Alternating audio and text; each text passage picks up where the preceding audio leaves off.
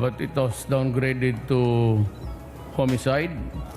And since there is no conviction yet, in obedience to the rule of the presumption of innocence, I gave him a new job.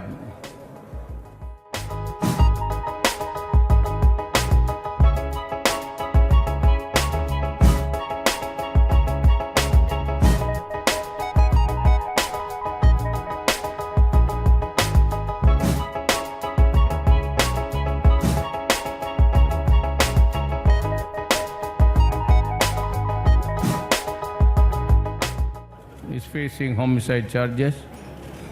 I don't think that he did it. Okay.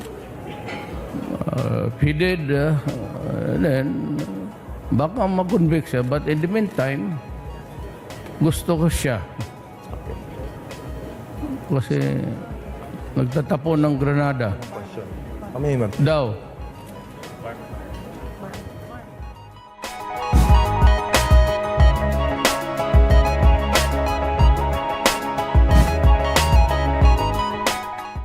Alam na niya yan. Siya man ang taga-BGMP, so alam niya. Marching order is to guard and so that they will not escape. That's why it's a penitentiary.